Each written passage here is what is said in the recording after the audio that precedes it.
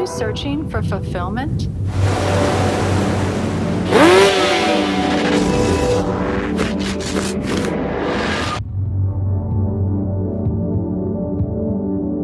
Discover true happiness. Stay tuned to Shalom World.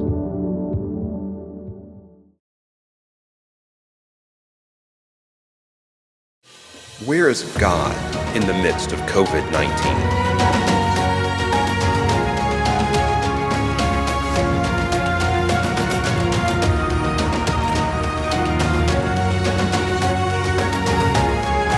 What is going to happen?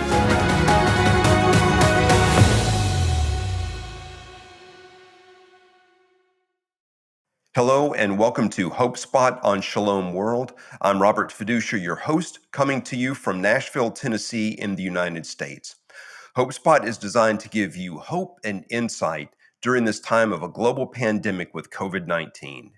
Today's topic is a very sensitive topic as we are going to be talking about isolation, sexting, and pornography. And I have two very special guests with us today. The first is Mr. Roy Petitfils. Roy comes to us from Lafayette, Louisiana. He has studied spirituality and ministry at the Pontifical University of St. Thomas, and he also has his counseling degree, his master's in counseling and mental health counseling from the University of Louisiana. He is a much sought after counselor for teens and also an expert in parental advice for dealing with adolescents. Roy, it is such a pleasure to have you with us. It's an honor. Thank you for having me. It's great to be with you. Also joining us from Louisiana, Lake Charles, Louisiana, is Katie Prejean McGrady. And Katie is a published author, a much sought after speaker. She has been a consultant to the Holy See in the writing of Christus Vivit. Katie, it is a pleasure to have you with us as well. Thanks for having me.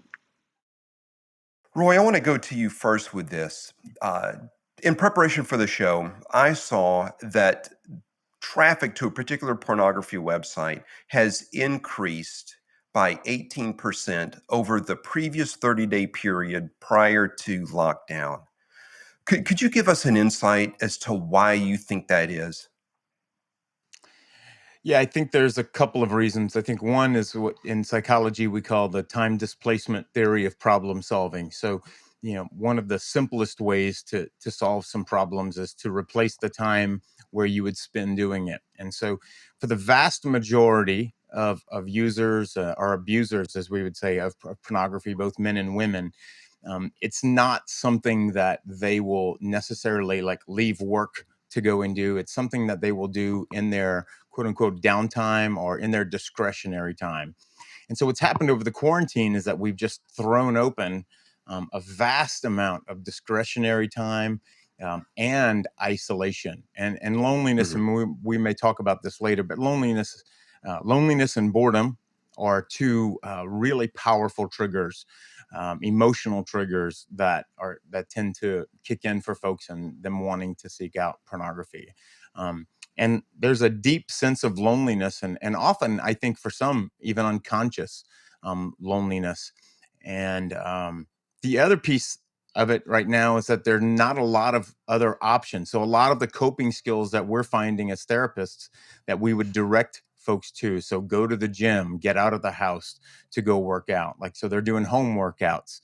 And so a lot of the traditional coping mechanisms and distraction that we utilize in therapy to help folks deal with process addictions and even substance addictions, and pornography is one of those process addictions, are just off the table.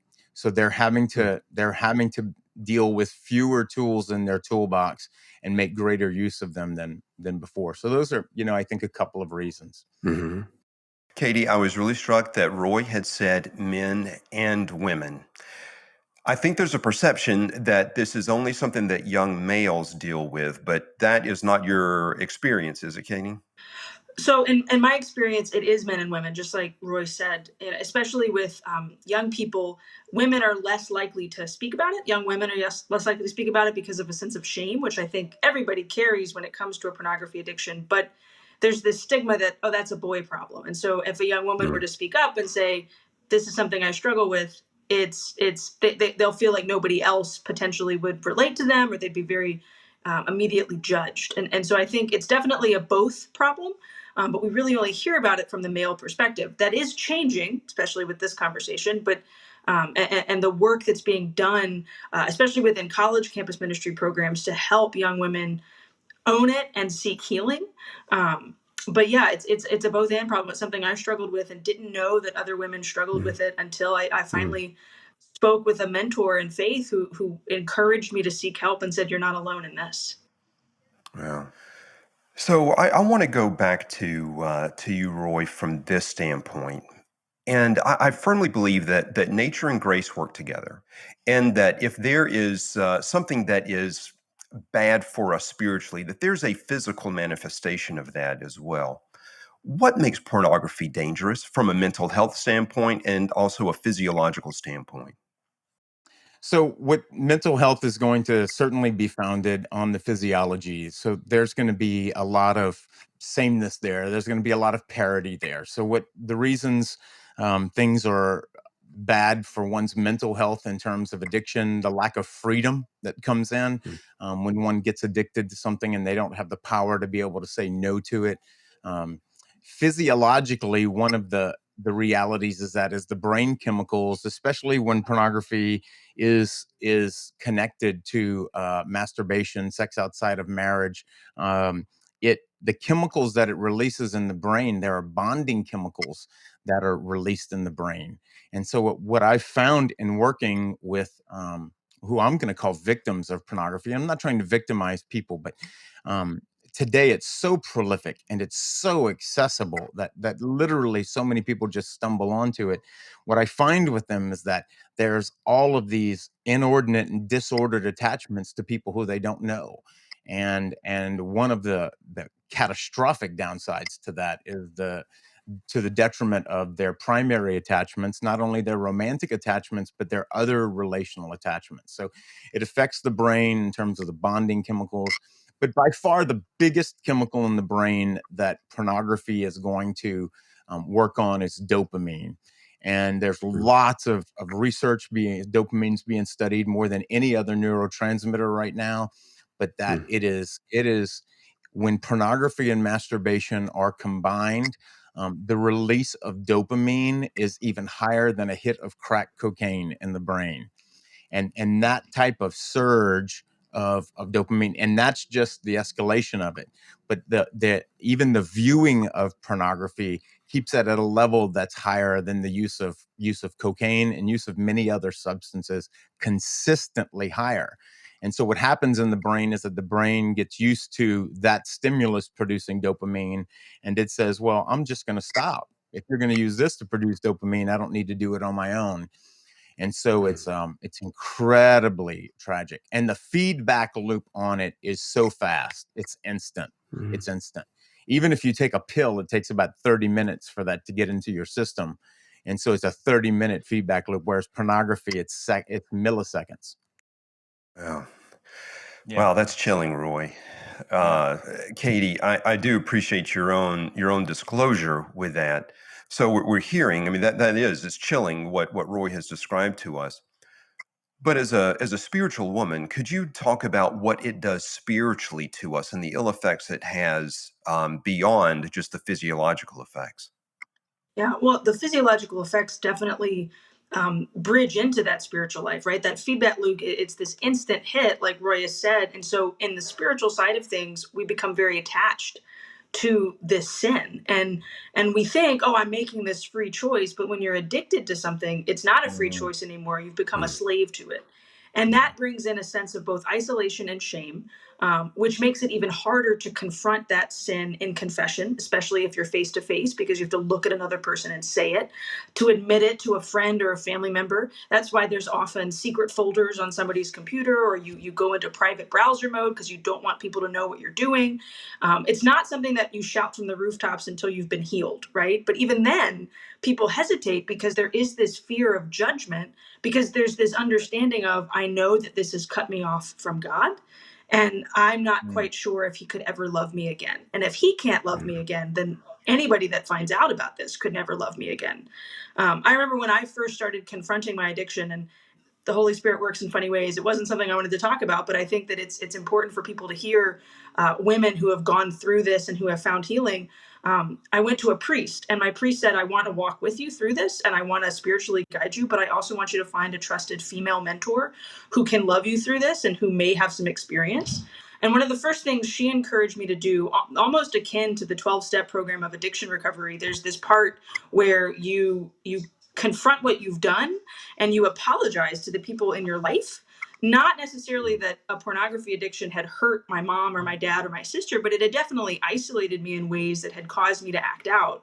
And so being able to have conversations with them was part of the spiritual healing, of then being able to turn to the Lord in prayer, of then being able to own it in conversations with other young women who might be struggling. And so the spiritual side is an isolation from the Lord and from other people, which totally comes from that physiological side of the dopamine hit and the attachment to these images that can lead to struggles later on in life. They're very much linked, Robert.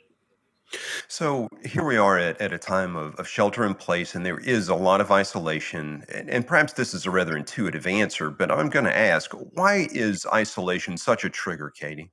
I think it's because four things happen that really trigger a person acting out on any addiction. You get hungry, you get lonely, you get angry, and you get sad.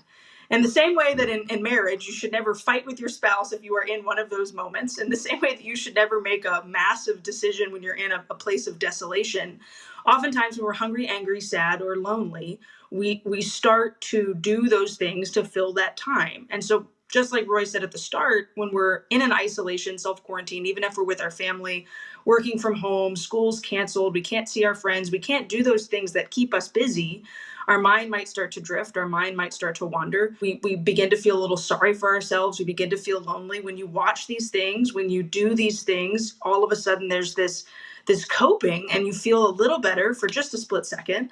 And then you start to feel that sense of shame. And so because you already feel terrible about yourself and, oh, God could never love me, well, I might as well just do it again. Or you start to justify, well, I'm addicted, so it's not really a sin. And so you just start to go down this further rabbit hole. And isolation only adds to that, which is why it's so critical during this time for people to continue to find ways to connect in community, to reach out to their support systems, to set filters for themselves so that they can't go find those things that they know could harm them. Same way if you're on a diet and you get rid of ice cream in your freezer, if you're addicted to pornography and you don't want to watch it anymore, you set up filters on your phone and you tell friends, I'm dealing with this, I need your help. Well, Roy, I'd like to go back to you for this question. And I know that just in my own experience with counseling, that when someone would have panic attacks or attacks of anxiety, the counselor would say to be aware of the early warning signs, such as cheeks getting flushed, something like that. Are there comparable early warning signs when it comes to the viewing of pornography or sexting, those kinds of things?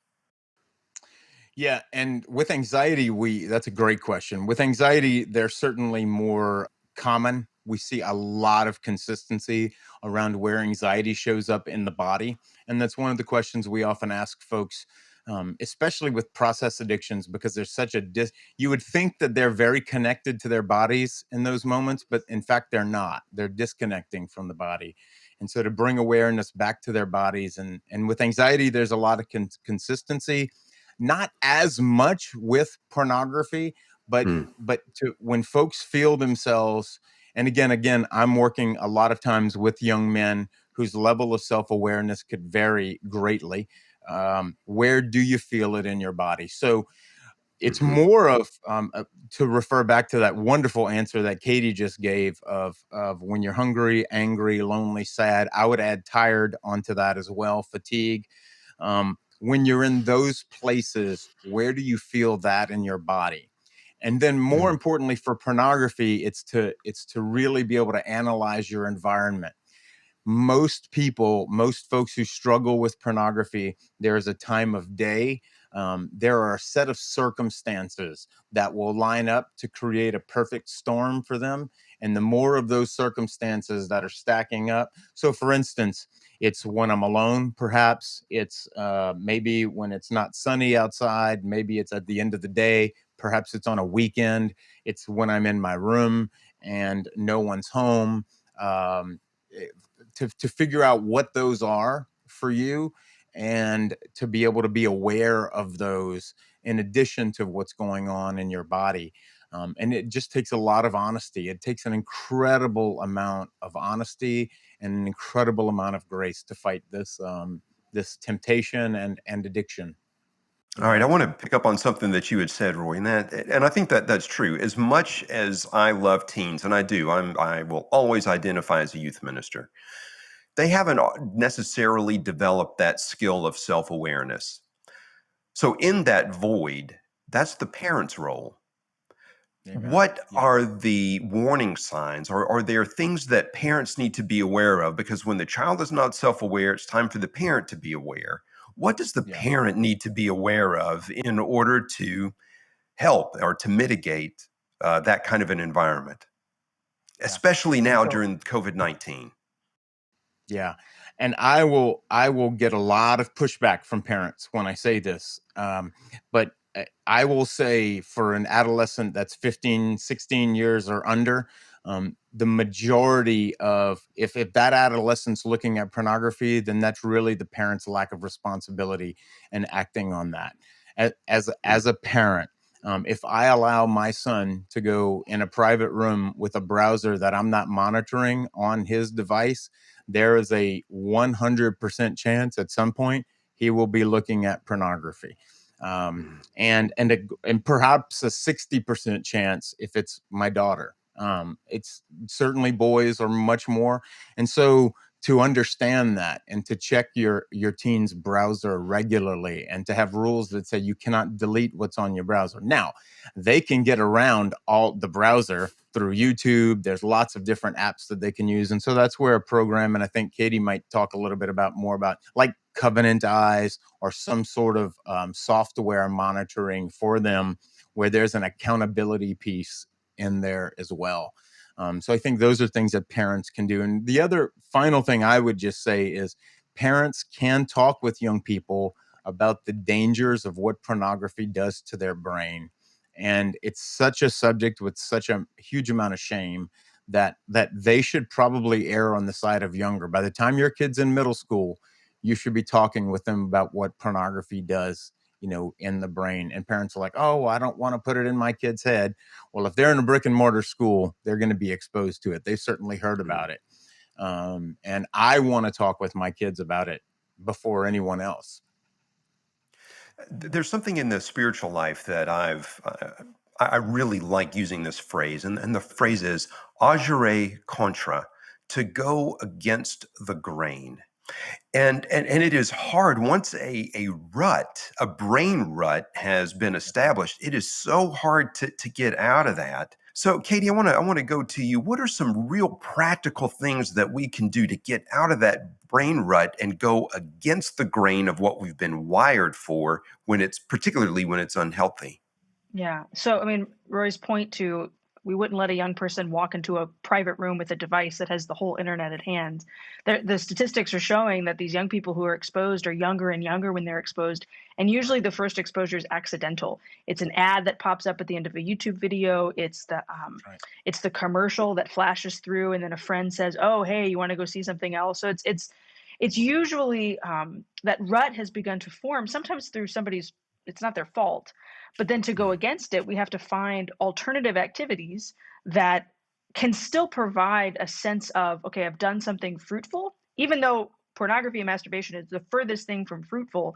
A person does that to feel better. So we have to find other ways to help them feel better. Again, it'd be the same to, you got rid of the ice cream from the freezer, you're going to go for a run when you've got that craving. I feel angry, sad, lonely, tired, all of those, that perfect storm that could lead me to go clicking on those websites, or to go look at those things, or do those things. For me, one of the big things was, if my hands were idle, and if I felt like I had nothing to do, it was very, very easy to fall back into those old habits. So I started making rosaries, which sounds silly. That's like the most counter activity to pornography would be praying to Mary, but I wasn't even necessarily praying the rosary. I was just tying knots. And it was something that, it was this almost this passive activity. I wasn't very good at it at first, but it kept me occupied. And then I would sometimes think about, oh my gosh, I can't believe I want to go do that right now. And so then I would almost shame myself into not doing it. I'm not saying that's what we should be doing, but it was this activity that made my hands busy.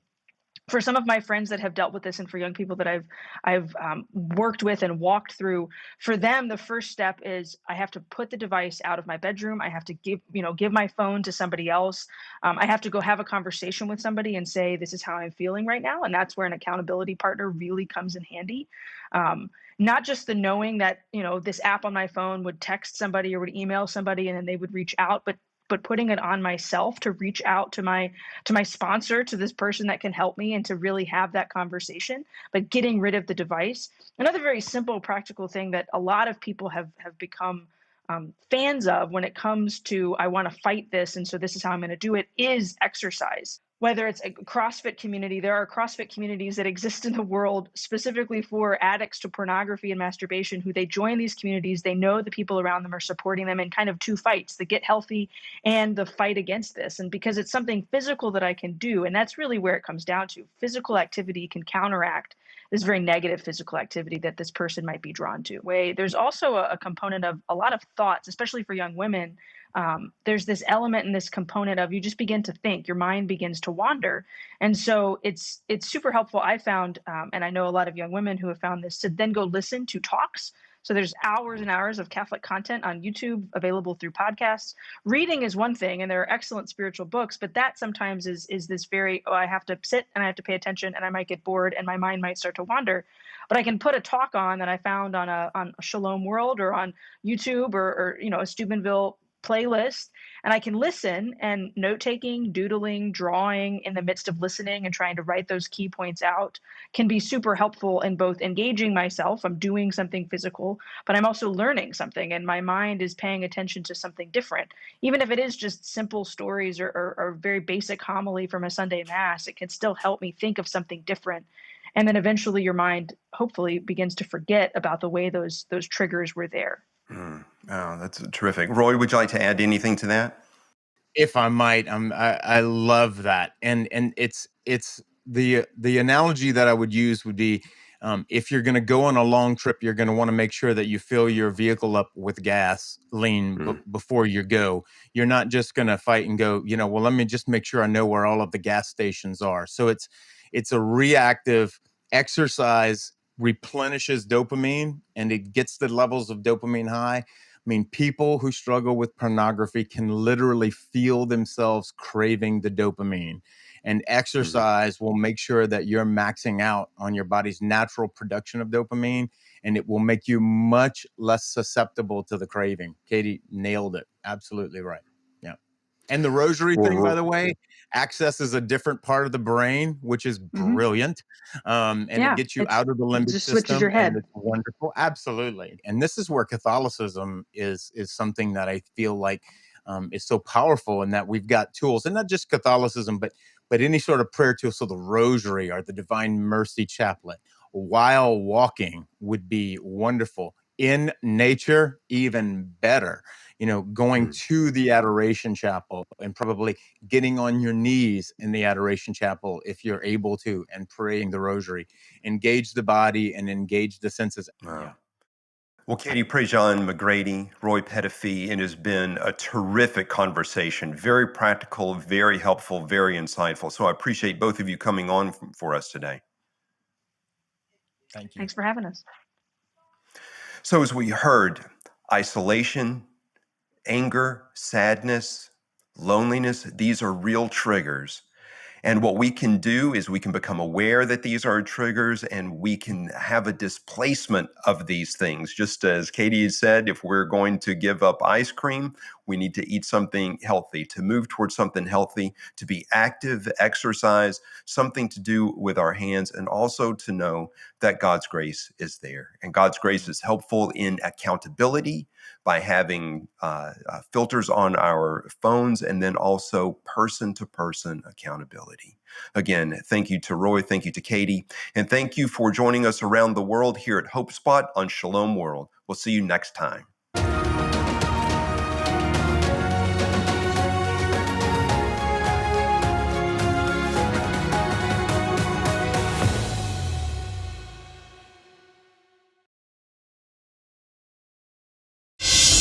If you have good news, we expect you to want to share it. Salvation in Jesus Christ, the Son of God, who for love of us and for our salvation came down from heaven. Salvation in his name, and he is the only Savior, is what we are on earth for. Therefore, all those who spread the good news of salvation in Jesus Christ, we should encourage them. I can speak, but how many people can I reach alone? But the media, the television people, the radio, the newspapers, and all those who use the computer and its derivatives in various ways to spread the gospel, we must thank them, we must encourage them, we must work with them so that they can continue to spread the good news. There's so much news that is not so wonderful in the world, but there is also news that is wonderful on the gospel of Jesus Christ. We encourage them and beg God to bless them, especially the Shalom World TV. God bless you.